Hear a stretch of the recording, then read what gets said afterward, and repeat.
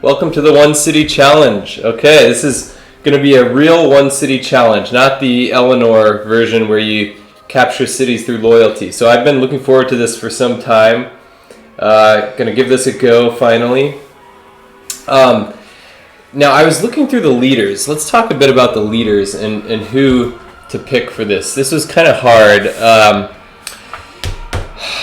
So I think by far the best civ for the One City Challenge is Korea.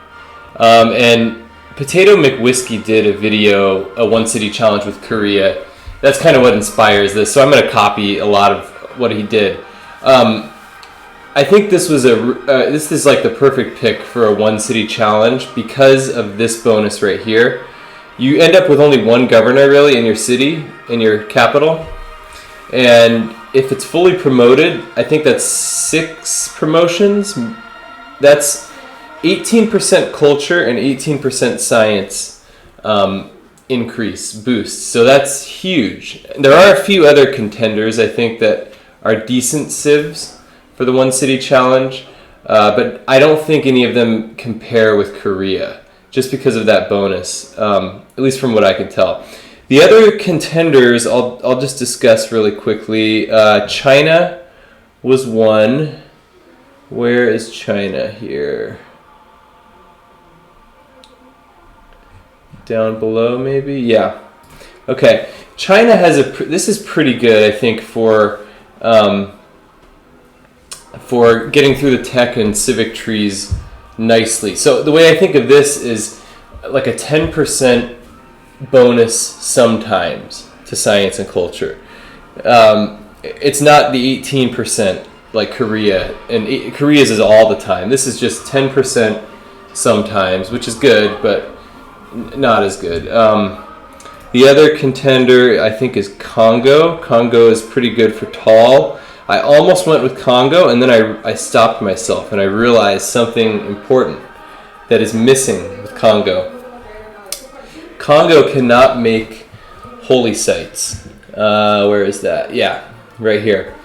So, and that's a problem because we want to use, in a One City Challenge, we're going to use our holy site to generate science with a great person called, I think it's Hildegard of Bingen.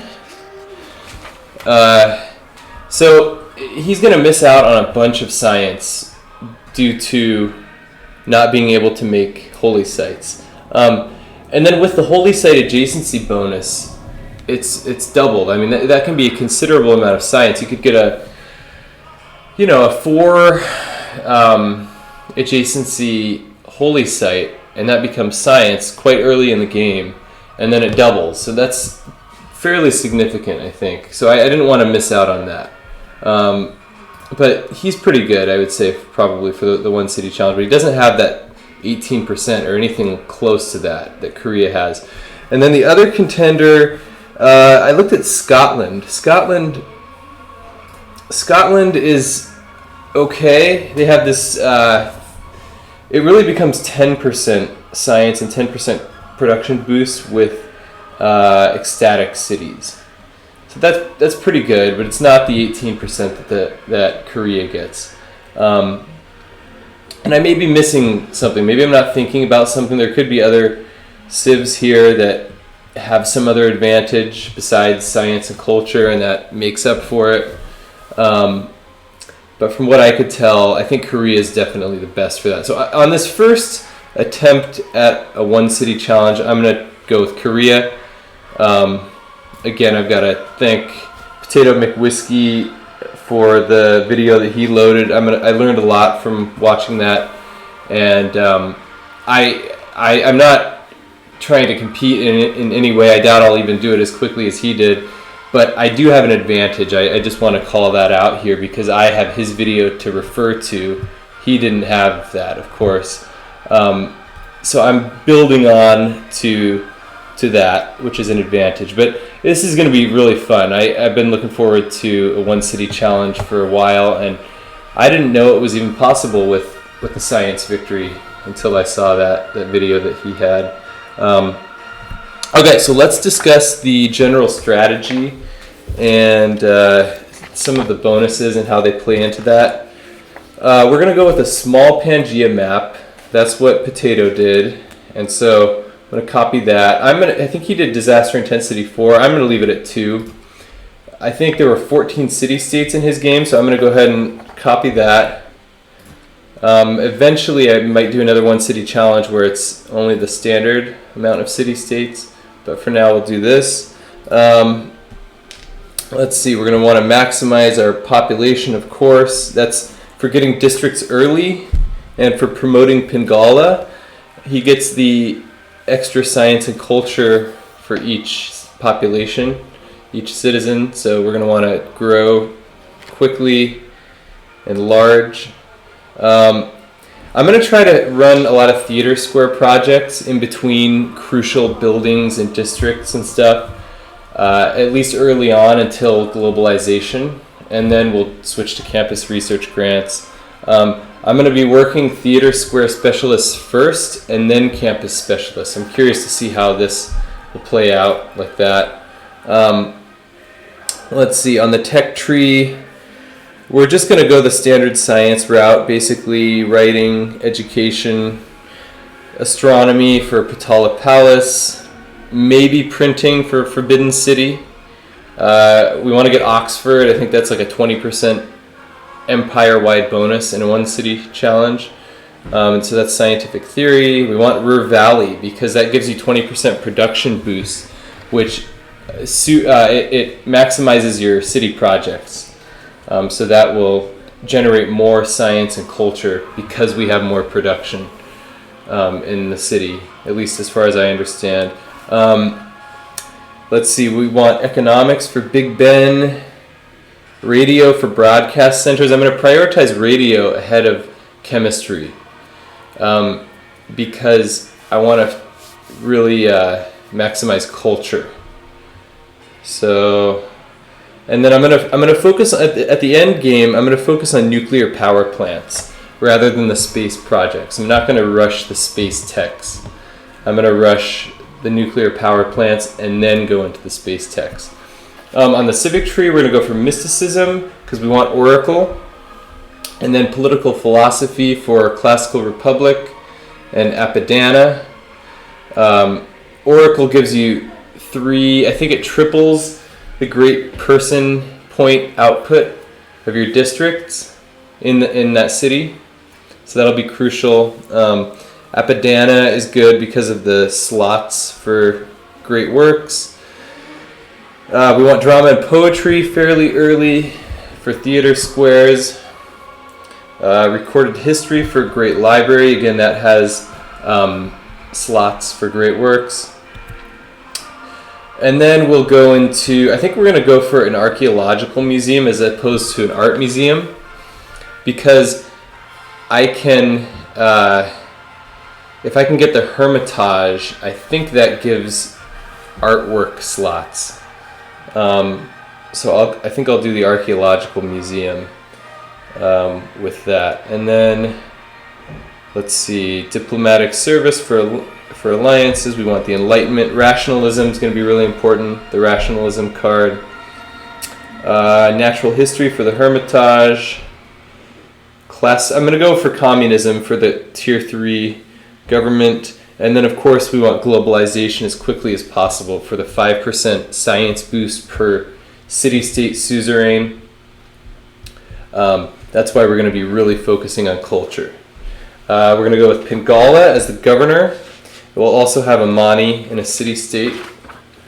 Pantheons. I don't think pantheons are essential. I scanned through the pantheon list. I don't see anything that really helps a ton, but what stood out most, we're going to get a pantheon with the holy site that we're going to build. So I think I'll go for Divine Spark. A few other good ones were decent ones were Fertility Rites, God of the Open Sky, Goddess of Festivals, and Oral Tradition. So let's see. Then let's talk wonders. Wonders, I'm going to go for Oracle. There's 9 really essential wonders that I would like to get. Oracle, Apadana, Great Library, Forbidden City. That's kind of a maybe because it's kind of off on a non-science focused tech route. We'll go for Potala Palace.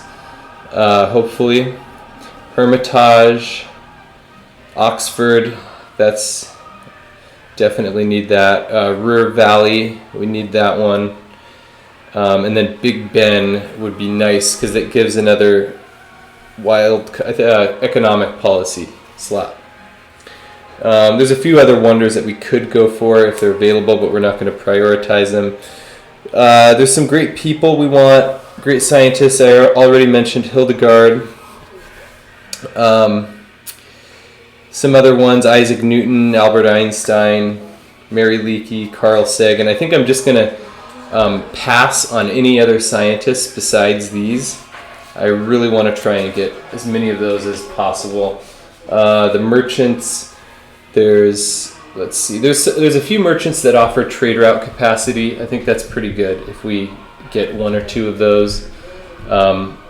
And then Giovanni de' Medici, he builds the market and the bank, and the bank gets 2 great work slots. So that's really the main merchant that we'll try for. I don't know if I'll end up getting him, but we can try for that. Great work slots are really the limiting factor for culture because you just have one city. There's not a lot of slots that are going to be available. Engineers, let's see. Just basically the space engineers toward the end. There's a few of those. Let's see. We're going to want a lot of districts, of course, but we don't want unnecessary districts because that takes up tiles and prevents citizens from working them and prevents the city from growing. We'll go for the early campus probably. Government plaza, commercial hub, theater square, holy site, industrial zone, entertainment complex, and then of course spaceport. We're going to go for a science victory. Government-wise, it'll be classical republic. We'll build the audience chamber building, which gives you extra housing and amenities. So that's good for a tall game. We'll do merchant republic, and we'll build the intelligence agency as our level 2 government building. Communism is going to be our tier 3 government. Now, the building was kind of hard for me. I'm either going to do Royal Society or National History Museum. I think Potato McWhiskey did National History Museum. I will do that if my culture is lagging at the end of the game. Otherwise, if my culture is strong enough, I think I'll go for the Royal Society. And then we'll go for Synthetic Technocracy as the tier 4 government. Let's see, what else? That's about it. Yeah, so let's talk a bit about these bonuses. We already discussed this one. This is a super powerful bonus for a one city challenge. It basically results in like 18% culture and science. I'm going to want Pingala fully promoted as quickly as possible. Even if the promotions don't help otherwise, because it'll be worth it with this. This is kind of nice, especially early on. Mines get extra science if they're adjacent to the unique campus. Farms, let's see, receive +1 food if there's an adjacent camp, one of these next to them. I don't think we're going to want farms though next to this. We want that science, so we'll try to get mines around there. We don't need mountains. That's another nice thing for Korea. You don't need mountains to have a great campus. You get 4 science as long as it's not. I think as long as it's not next to a district. Maybe that changed. Now, that allows for the holy site to be placed next to mountains, and we want a really good holy site. So that kind of frees up the mountains for the holy site. That's another crucial bonus, actually. In fact, the campus doesn't need mountains. The Hwacha, I don't think that's irrelevant to this. I'm going to be minimizing military. And yeah, so anyway, thanks for joining in and watching this, and hope everybody enjoys. I'm really excited about this one. All right, thank you.